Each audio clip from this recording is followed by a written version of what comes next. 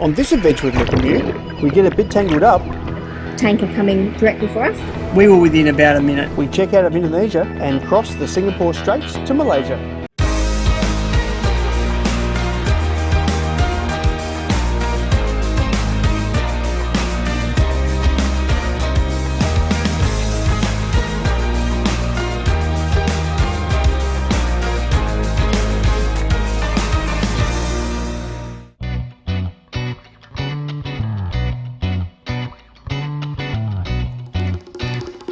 So last night when I was on watch, this is probably 12, port engine just cut out completely, not like it usually does with its conking out and spluttering and fuel issues. It just cut out completely, and when we tried to restart it, it wouldn't restart. It would restart perfectly as long as it wasn't in gear. So we're hoping the easy option is that there's something wrapped around the propeller shaft like it has been in the past, or that we've got a more serious issue with gearbox.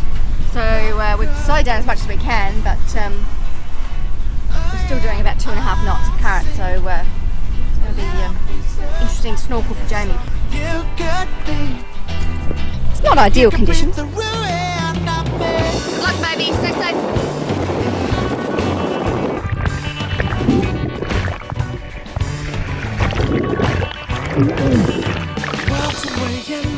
Sure enough, rope was wrapped around the prop.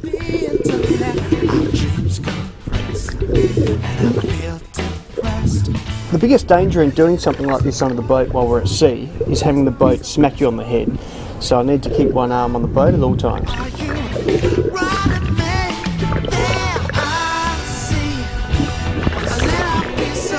After a few more decent breath hold dives, the rope was free of the prop.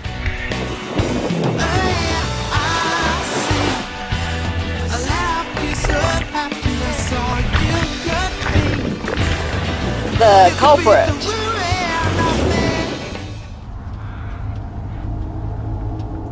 On my night watch, as it always is, we were going through a group of about, I think over sort of the 2 or 3 hours, about 100 fishing vessels, and they were very, very brightly lit. Couldn't tell whether they were at anchor, didn't have any AIS, had massive green lights and that looked like it was starboard, not necessarily. And lots of blobs all over the radar.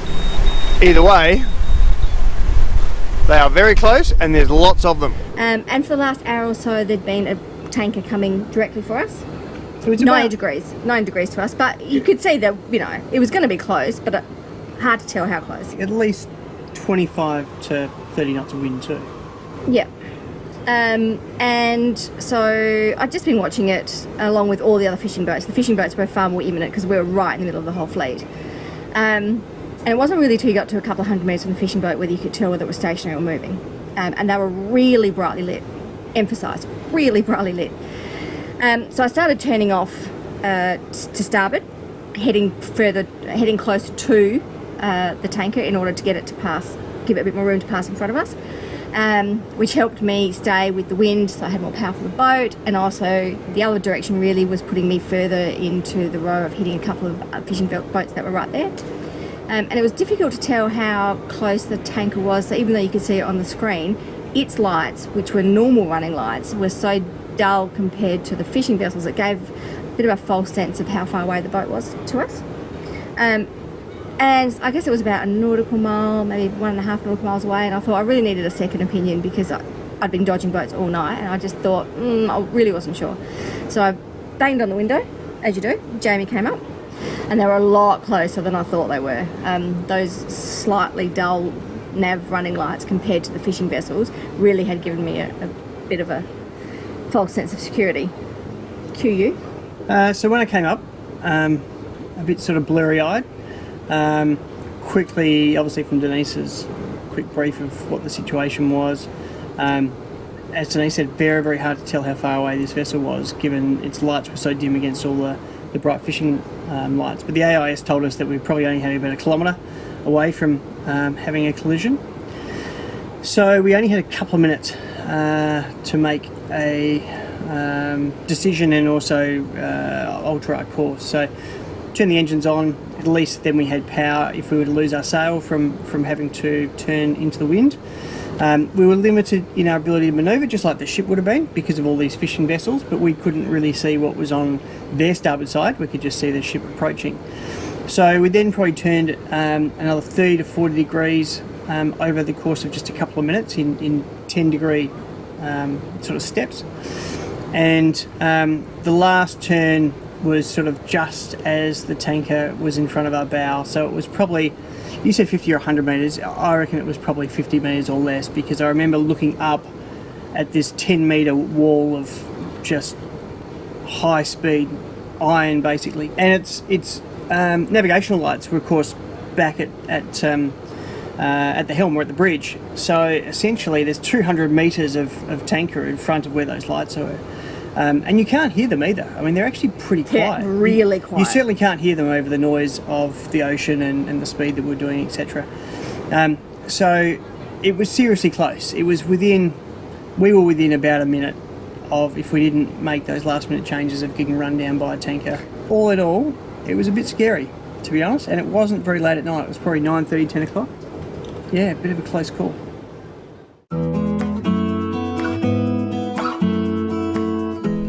This morning we are leaving the world's rolliest anchorage, and well, feels like it. It feels like the world's rolliest anchorage, heaving all night.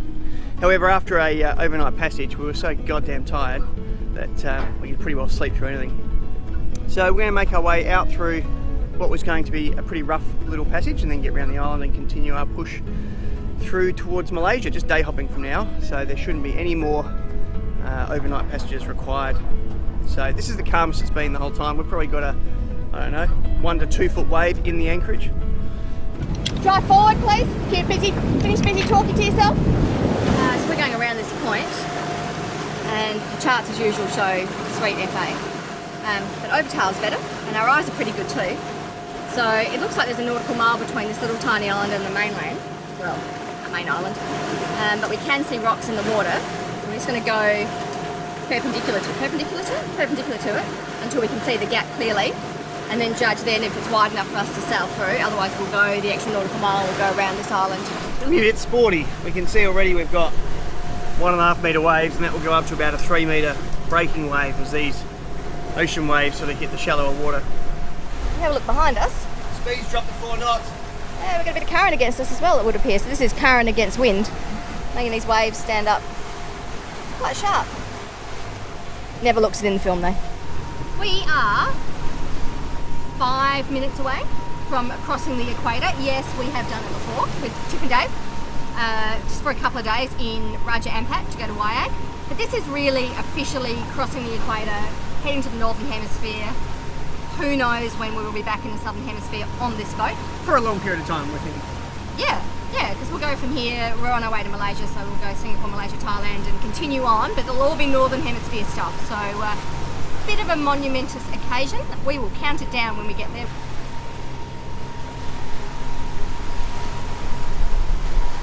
And northern hemisphere. Cheers. Cheers. And of course we need a small offering to Neptune. I hope he likes bintang. Hey? He must like bintang. We're in Indonesia. Not too much. We don't want it to turn into a drinking problem for him. No.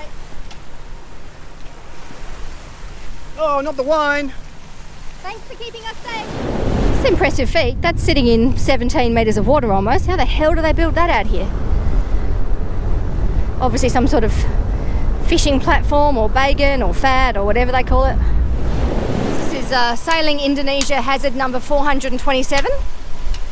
So we've gone past about, what do you reckon, Jamie, 30 or 40 of them? More, it's now nautical mile. Here comes another one, and we can't figure out whether they are crab pots or a really long line of nets, so we don't want to go past. Well, at some point we're going to have to call it and actually go across this, and if we do, what we'll do is we'll put the engine into neutral.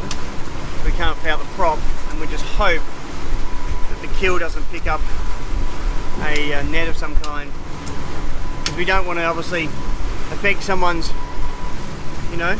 net and hence their income, livelihood. And we also don't want to get hooked up where we've got to jump in the water in the middle of the ocean and try and fix a problem when they're in 18, 20 knots of wind.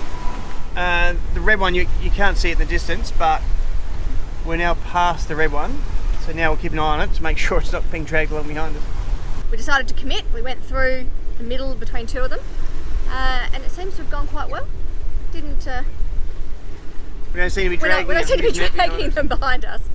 So I think we engines up again and continue on. Has been the problem all through Indonesia though, is these nets that are just not well marked. Yeah, but I think these aren't nets. I think these are crab pots or some sort of pot. We continue to push on northwest to Tanjung Pinang.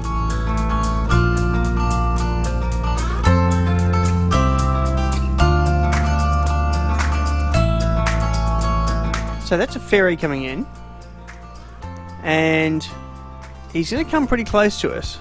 So we've got our, what we call our super yacht lights, our little lights running down the sugar scoops on, just to make it very obvious that we're here, and on the bow we've got our deck light as well.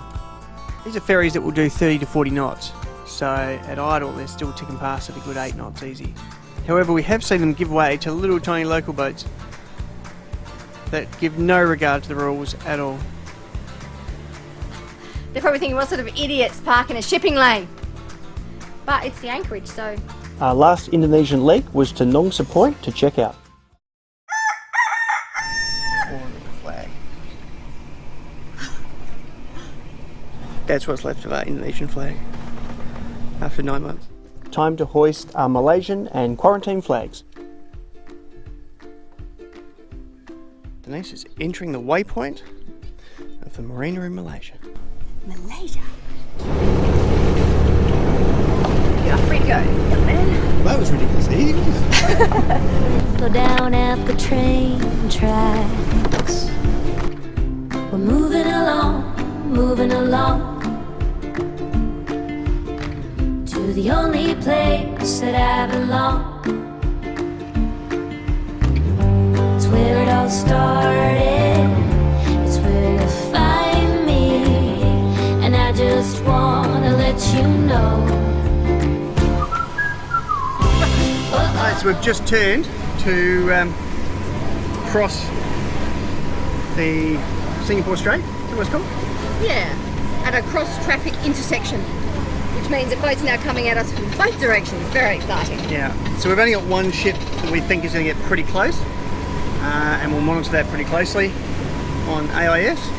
But otherwise, it's the dash to the other side. So here we are in the big crossing lane, avoiding all the massive ships. And what have we got? Small local boat right in front of us, fishing. Not even aware of us, hasn't looked up, and not making any attempt to move. Friendly though. To see you tonight. I miss We were followed and then received a radio call from a Singapore customs boat wanting to verify our details and our end destination. good night to this town. It's where it all started. It's where you'll find me, and I just wanna let you know. Oh oh oh, oh oh oh. We're about to drive under a bridge that connects Singapore and Malaysia. We've still got about 3/4 of an hour to go to get to our port. Oh oh oh, we're going. Oh oh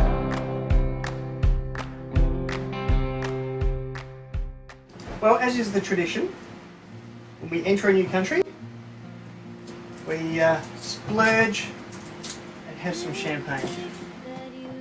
So, The world's most expensive bottle of mum, probably, in this tradition. And we've just had quite possibly the easiest check-in of any country ever. that was crazy, so easy. Oh my god, And it's quick. crazy. So the marina did it all for us for the pricely sum of $25, which includes our checkout as well. So did customs, immigration, quarantine, visas, everything. In about 5 minutes. And drove us there in the car, which was a little quicker to walk there actually as well. But God bless the Malaysians Here's and cheers. their organisational skills. To Malaysia.